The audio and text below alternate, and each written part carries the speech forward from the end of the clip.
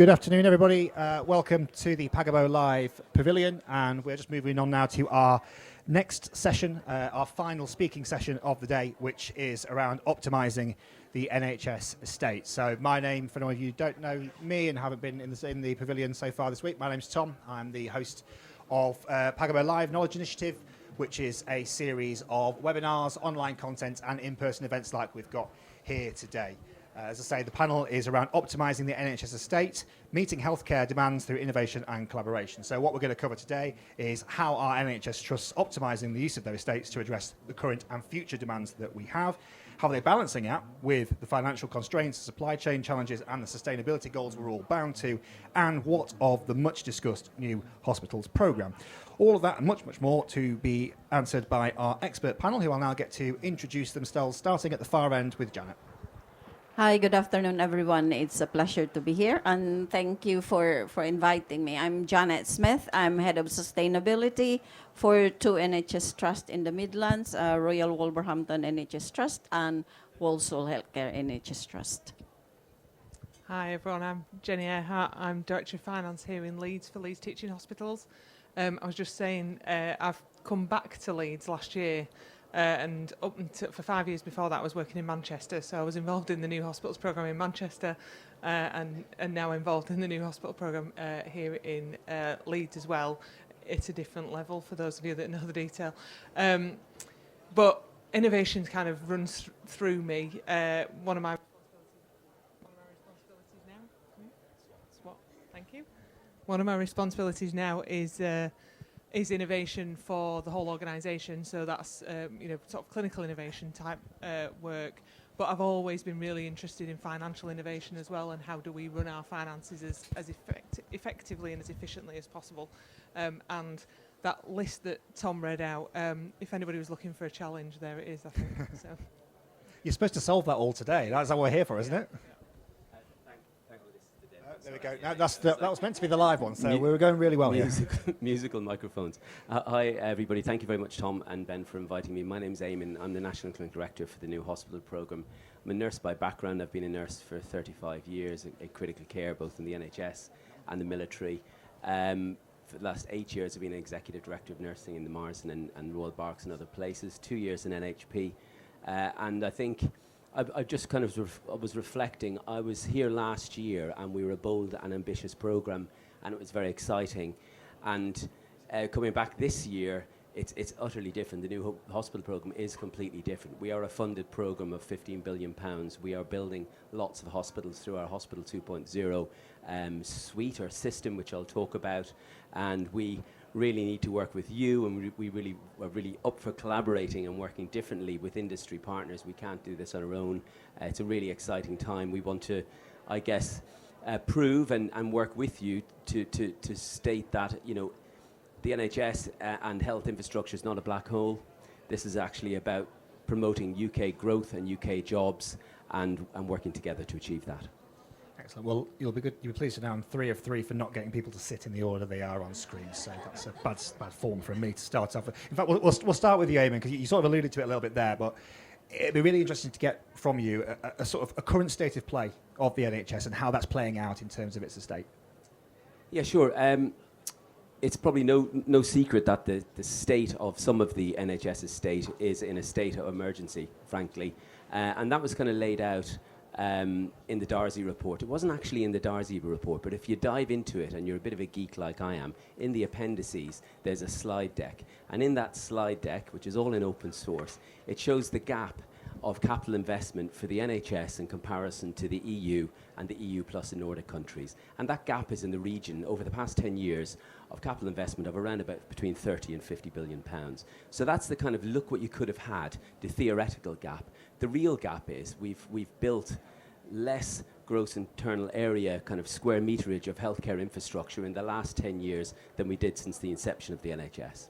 Okay, so that's the bare facts. How that translates to somebody like me as a chief nurse in a hospital, the vast majority of the major incidents I've led as a chief nurse, as an executive director, as a goal commander, have been as a result of infrastructure failures, whether that be digital, water, fire, building collapse or impending building collapse, digital, I've just mentioned that twice, apologies for digital colleagues, I meant to say it once, or infection. But so these are real world harms that are happening every single day across many of our hospital estate, not all. Certainly in the new hospital programme, be very, very familiar to colleagues. So real world effect and real world compromise, which affects not just patient care but also staff productivity as well.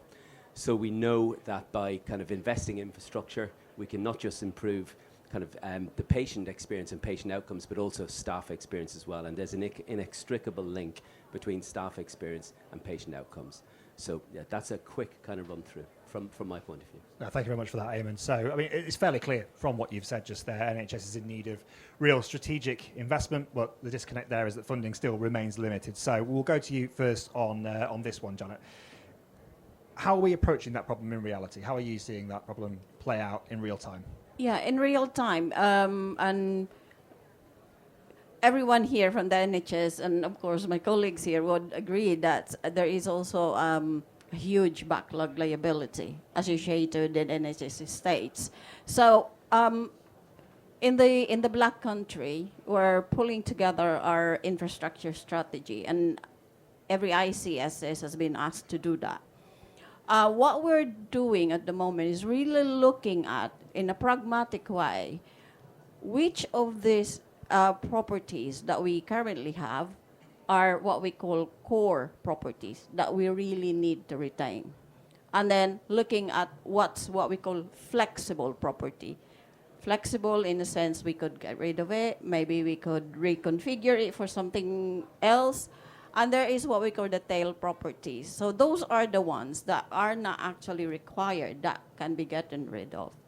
So, and how it is now looking at is that given that the capital is quite challenged at the moment, the resource is quite challenged, we are looking at things on, one, invest on the core required, on the core investment, that's what's required, but we're also looking at what are the key backlog issues associated with those. So the red risk, the significant risk that if we don't actually address is going to translate to what actually Eamon just said about service failures. So that's another thing. The other thing as well is looking at making sure that our PPMs, planned preventative maintenance, is spot on. Because if we don't do maintenance on new build or new buildings, no matter how good they were, when they were built, if you don't maintain them, the next thing, I can assure you, the next 5 years, it will hit your backlog liability. So that's another thing. And these are very practical things that we are actually addressing, because on balance of that as well is, of course, I have to talk about sustainability because I'm head of sustainability.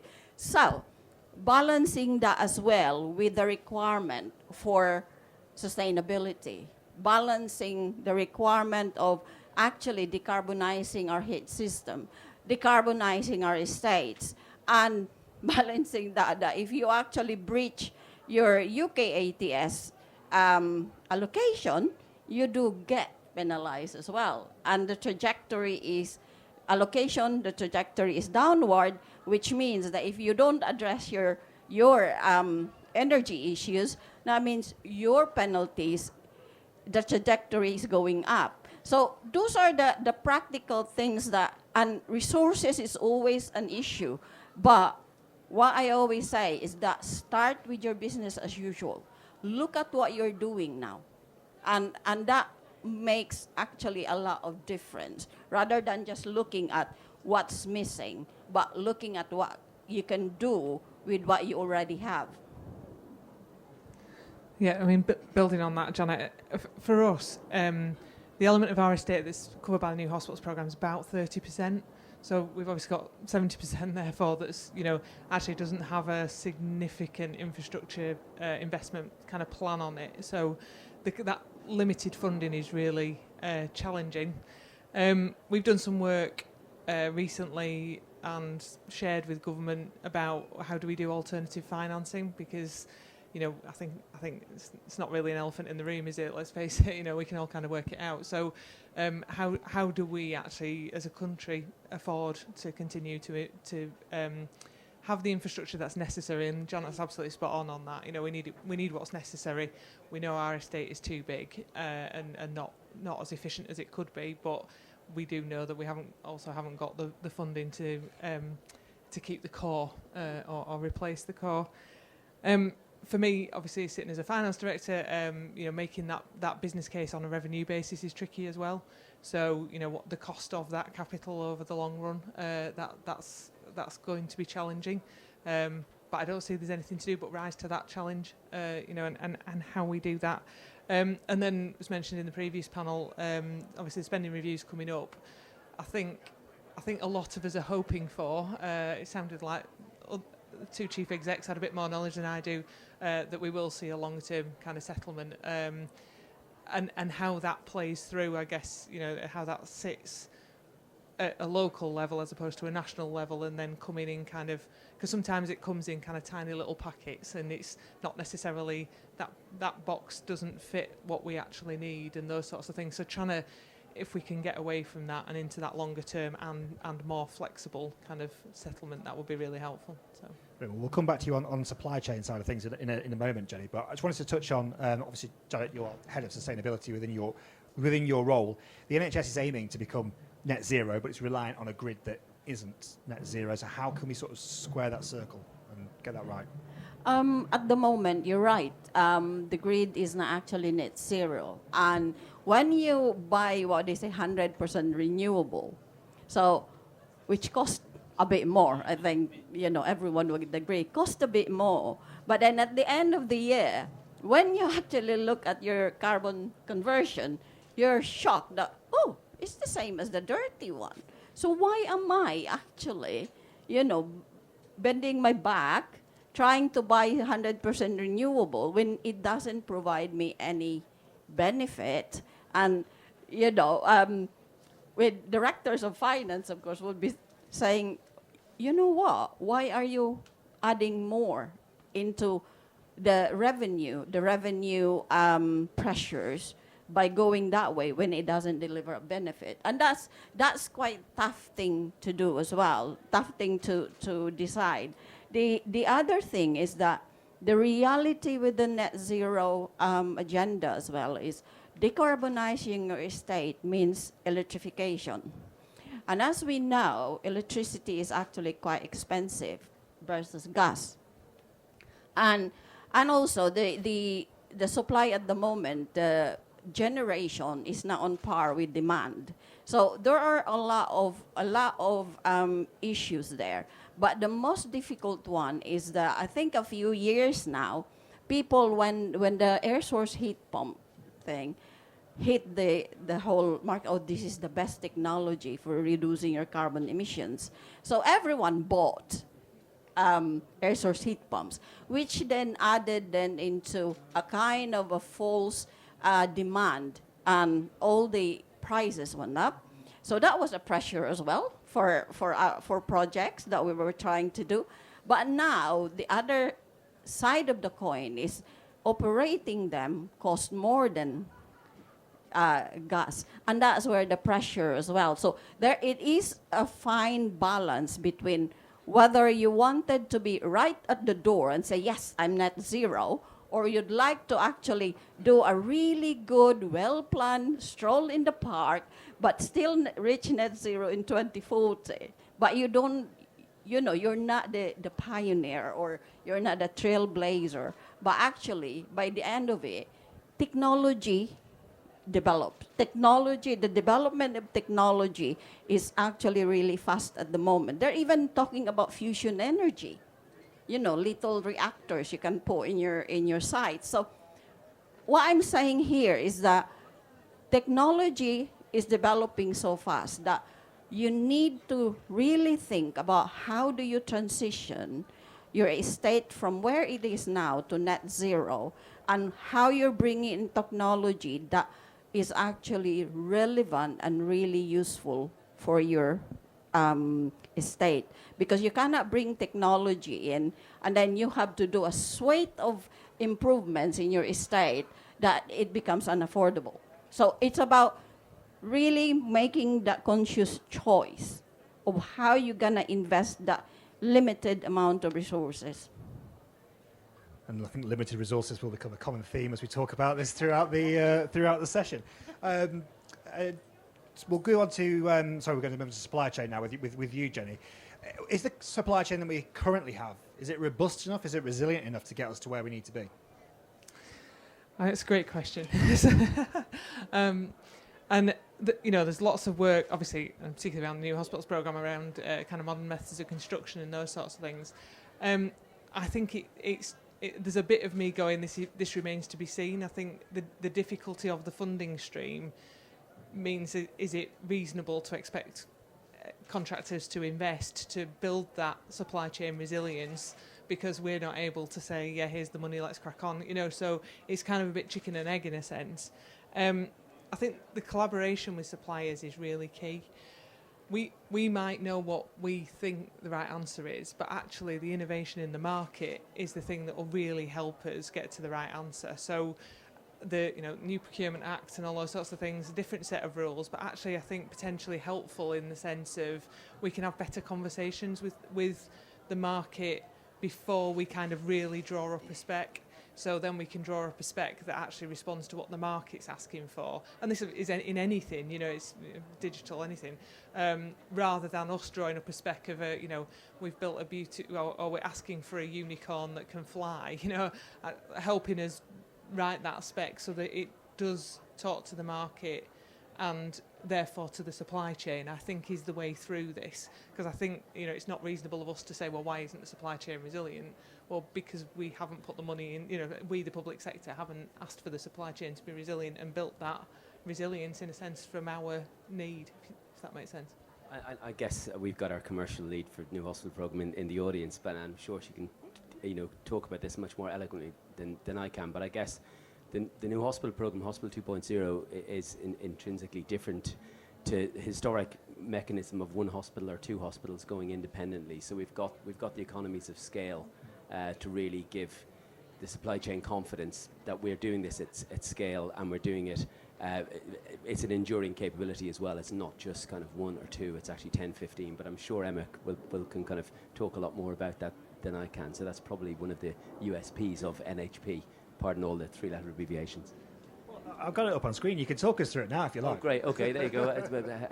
So look, I think probably you've heard quite a bit today. Certainly the talks I've been in, and I've been on the peripheries, people have been talking about Hospital 2.0, and I guess people are wondering what it is. Is it just a simple design? Well, sorry, or is it a suite of different things? It's actually an entire system based upon 4 pillars, and the first pillar there is about transforming patient care. So that's really about supporting the Secretary of State's 3 big missions of moving from analog to digital, moving from moving analog to digital, moving from hospital to community, and moving from health to prevention. So having that really dynamic model of care. The second piece here is really building in that resilience and adaptability into the design to meet current needs, but also future needs, and that could be everything from the next pandemic, or even the current pandemic around antimicrobial resistance. Optimizing the healthcare structure is important, and that's not just the physical building itself, but it's actually how that building interacts with the wider system. So our kind of demand and capacity modelling is really about what care absolutely needs to be in the hospital, what can be prevented, redirected, or substituted. And there's great examples with Middle and Met in terms of how they work and the Black Country actually, how they work within the much wider system. The hospital is not the answer, frankly, but it is a critical part of a much, much broader ecosystem, and we're really, really cognizant of that. And then essentially it's about efficient hospitals that will last and that will be cost effective, and revenue as a key element of achieving the benefits, as opposed to, again, something that's rather frightening and we can't afford it right now, but actually it's critical to unlock benefits. And I guess the diagram here goes through that in a little bit more detail. It shows the ecosystem, the system that is Hospital 2.0. And we believe this is a first at this scale for the NHS. Simon Corbyn and NHS Estates colleagues have done fantastic work. We're scaling this huge, and we've now got this team of colleagues with us working together in the NHS for the first time, really. So experts, so major government programme experts from defence, nuclear, commercial, a whole suite of people full-time in the NHS kind of making this come to life. So the first element is that standard design, which we've spoken about, and that is kind of 80-20, so 80% standardised, 20% local, based around 9 clinical rooms or departments. The second bit really is the engine room of Hospital 2.0, and yes, there's the clinical target operating model, but the really important enablers here are around, exactly as you've been speaking about, supply chain, operational readiness, everything that's necessary to actually open this hospital. The third element, again, this is iterative, and all the way along this journey, we've not been doing this in a darkened room in the Department of Health. We've had about 400 clinicians and about 400 patients working with us to help build this so far, and that's an iterative process. We're just going back out to all the professions and patient groups this summer, starting tomorrow. And then finally, it's about the learning and improvement engine that makes each hospital better than the previous, and that's really important. So that's what Hospital 2.0 is. It's a suite, it's a system, it's not just as simple as the designs. That's brilliant stuff, and it's fantastic there's so much new estate coming down the track, which is exactly what the new hospital programme is all about. But how are we going to manage balancing legacy estate management with the new development side? So we'll go to you on this first, Jenny, but Janet, feel free to jump in on this as well. Yeah, I mean, the hospital, if I can just mention Hospital 2.0, that's really useful, and it's useful to understand the kind of the development that's ongoing, because different hospitals, there's lots of things that are very standard, and again, it's that 80-20 probably, but the kind of fitting on every site and for every service feels really important, as part of that development. In terms of how we keep building, managing our existing estate, again, Janet's kind of covered some of this already. I would say the cheapest estate is that doesn't exist. Our estate is too big. We know that, and I think in particular, we in Leeds we carry the crown of having the biggest non-clinical estate around. So it's not a crown we want. So, and I think the three big shifts piece that have been mentioned already, how we make use of the one public estate. And we get better at moving care closer to home and people being in hospital only when they absolutely need to be in a hospital, or on a hospital site only when they've got to be there. Because that's what patients want, frankly. That's what I might want. That is absolutely what patients want. So trying to minimise that estate where that's possible and appropriate, but then using good estate that exists elsewhere.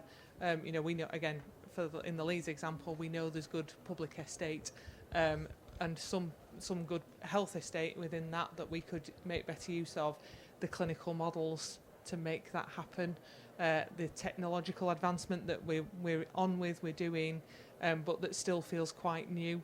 So making that a real reality feels, that's coming. So that will help us with the kind of managing our existing estate. I'll probably just pause there, really. Okay, that is a loaded question. That's the point. Yes, and now, well, I have to say, looking at the current estate, there are two aspects in it. One is the current estate that is actually in good condition, which then you can maintain and you can continue to run in an efficient way. And there is, of course, the estate that are actually fully used because they are in the right place, but they are not the type of estate where you can actually deliver services efficiently.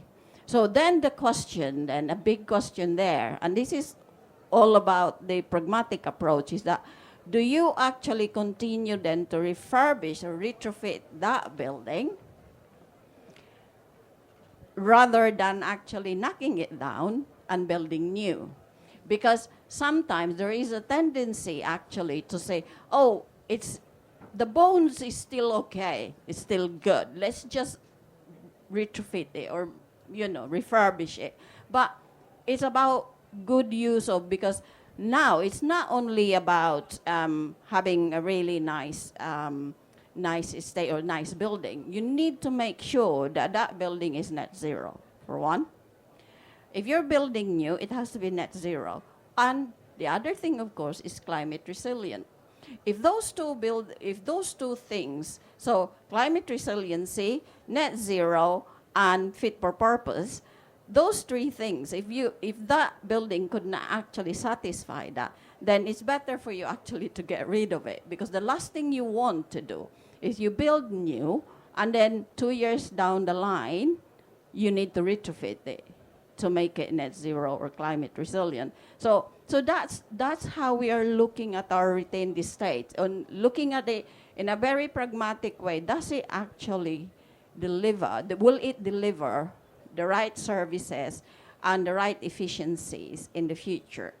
So if it doesn't, then it needs to go. But I know it's easily said than done, but it's about, like I said, it's about, we have one thing that I wanted to say to everyone, that is, how many here, actually, for one, allow me, how many here has an estate transition plan for net zero? You have like a plan to transition your estates to net zero by 2040 or 2050 for non-NHS. How many? Two. Two? Yeah, so two. But there are a lot of us more here. So it's about that. It's about planning it properly. And it's about also making sure that your service strategy is supported by that estate. Because the business of the NHS is about clinical service delivery. No matter how nice, no matter how innovative your building is, if it's not fit for purpose for what it's meant to deliver, then it wouldn't be useful. So they would always say that there's a bottomless need for resource for the NHS in terms of its facilities. But it's about actually looking at what we currently have and making it work. But notwithstanding that, there are also demand on the net zero, which is quite under-resourced, frankly. So the needs of the NHS are obviously ever-evolving. How, particularly with an ageing population as well, how are we going to design for that potential unknown? And how can we create estates that evolve with care models as they move forward? Janet was straight in. Straight in. Well, that's one thing is the way Eamon did actually touch it earlier, and also of course Jenny did, is that when we actually plan our estate now, we don't plan for the usual way that we'll have 10 clinical rooms in there for outpatients. You have 30 square meters for the waiting room. Then you'll have all of this. What you need to do actually and look at is that how the service is going to be delivered. Because as we know now, there's a lot of virtual clinics going on. There are virtual wards. There are already diagnostics that actually can be done at home. And there's a hospital at home program as well. So which means then that you look at all those changes in how service is being delivered, then plan your estate accordingly. Because previously you might need a ward that is a 1,200 square meter ward with 28 beds, but maybe that's not what's needed now. Maybe it's just 10, but a better facility. Go on. No. There you go. Yeah, I mean, the best way to kind of meet the clinical needs of an elderly population is for them not to be in hospital, I would say, and to do everything we can to keep them healthier years for longer in their place of choosing, which is probably not an elderly care ward in their local acute trust. And that's quite a kind of simplistic statement, but it's really, really important, and it fits to the 10-year plan, it fits to the Secretary of State's three objectives. So if they do need to be in hospital, then how can we ensure that these people are not deconditioned and their frailty doesn't deteriorate? So enabling facilities that have got, for example, the Hospital 2.0 is 100% single bedrooms. That does not mean that the patients are locked in the rooms. On every one of the wards, there is an area for people to eat together, to come together, to socialise together, to come out of their rooms should they need to. So that's one element. So if somebody absolutely has to be in hospital, the facility has to be flexible to their needs. And if I think about maternity care, I think 20 years ago, the caesarean section rate was probably 20 or 23%. Now it's near 50%. So essentially having an estate that can go from post and prenatal wards to almost a surgical ward facility, and having generic flexible estate is probably the way forward, or a way forward, to kind of meet the needs of the population. But first and foremost, it's about keeping people out of hospital. And I think to do that, health it cannot be just the responsibility of the Department of Health. This affects every single government department, whether it be education, justice. It's what is every government department's plan for those three shifts, you know, well, I would say. You wanted to jump in as well? Yeah, Sorry.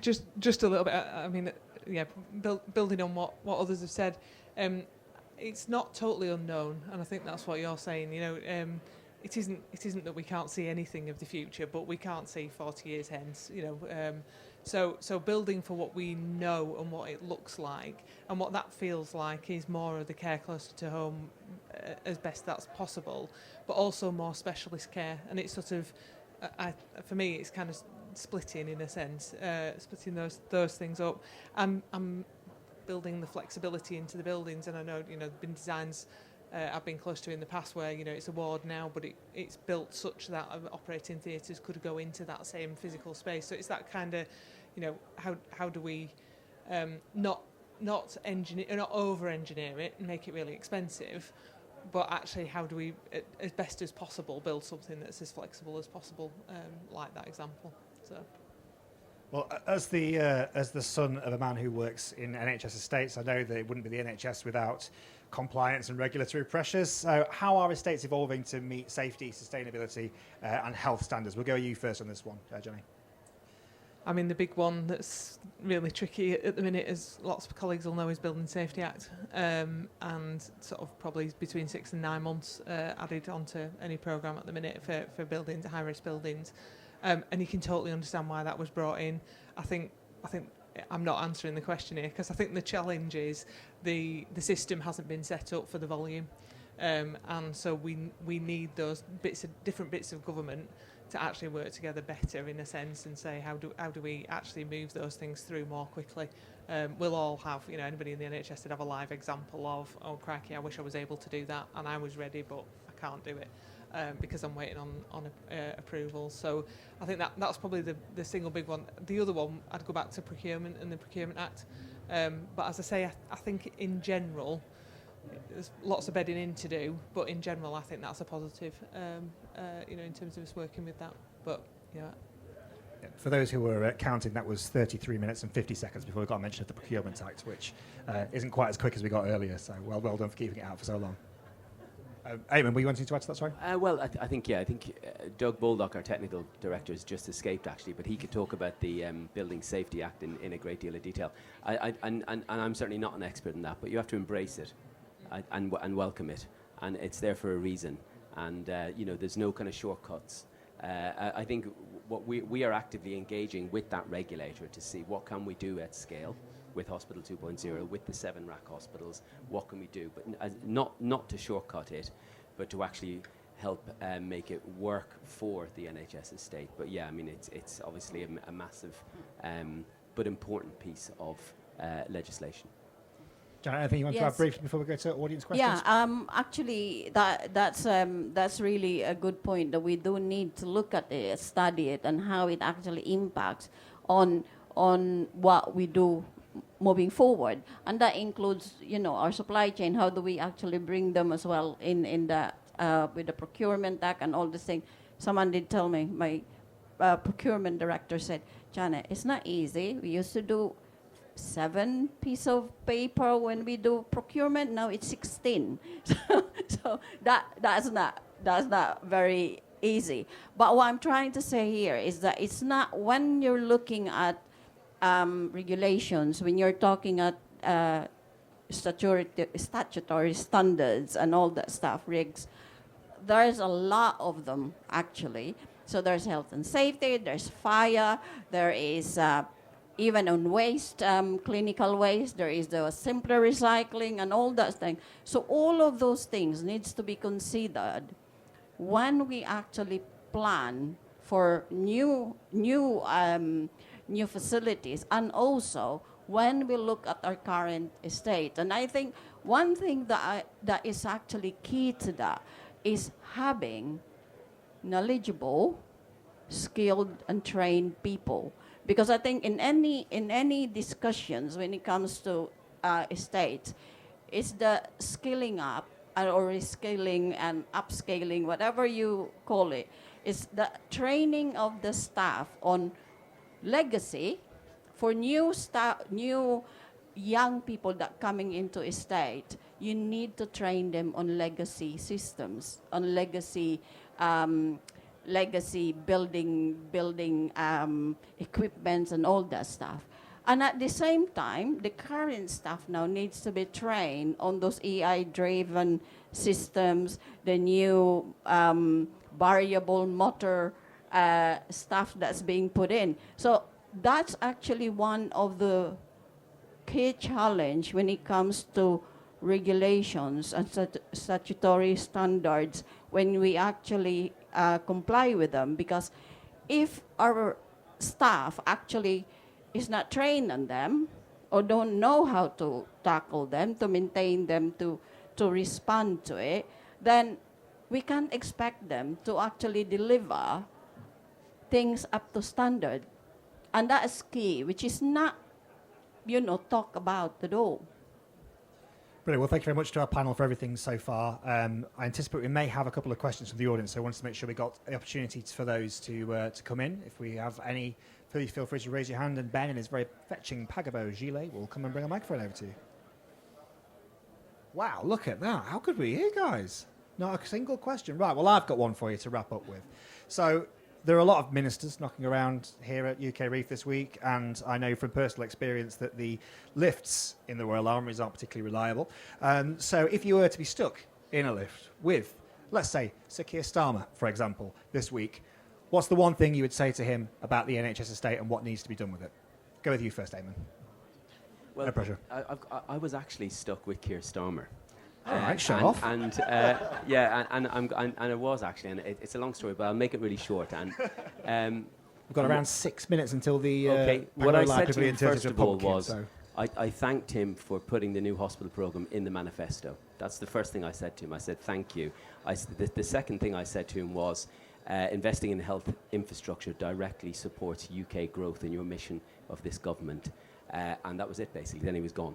And so I think I would say both of those things again to him, and I would say that we need to think differently about how we fund the 18 hospitals in wave 2 and 3, because they all need to be built tomorrow. You're the first person to ever trumped my my hypothetical question, so congratulations on that one. We'll go to you next, Jenny. Yeah, I can't be that. But I was talking to Karen Smith this morning, and Minister of State for Health, and she mentioned it. We had a breakfast session in our old medical school, and one of the things she did mention was what I would have said. So it is about how do we find that alternative route to financing so that we're not waiting as long as is described, but not only for the hospitals, as I say, not only for the hospitals that are in the scheme, but for all those hospitals that are nowhere near the scheme, the new hospitals programme, because there's so many and so much need. I'm not wishing to quote somebody that I haven't asked if I can quote, but it sounds like they're working on that, and that feels really important for all our patients. So. And Janet, from you?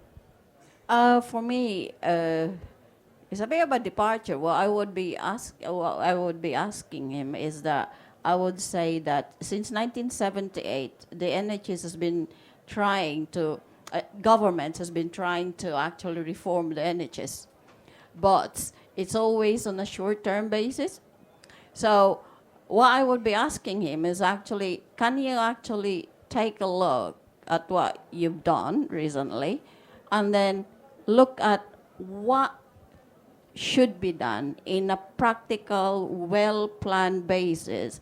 Because what is happening is that because of the announcement, which supposed to take place 2 years from now, to complete 2 years from now, is that it actually created a lot of instability.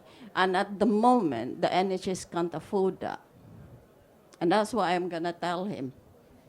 Excellent. Well, thank you very much to you guys on the panel for your contributions today, and thank you very much for listening so attentively. I know it's absolutely boiling out there and even hotter in this tent. So if you'd like to know more about Pagabo Live, please make sure you visit the Pagabo website. I would say so because it's the series that I host, but it's a really great series. We always have very good guests, and we've continued that today. So thank you very much to Janet, to Jenny, and to Eamon.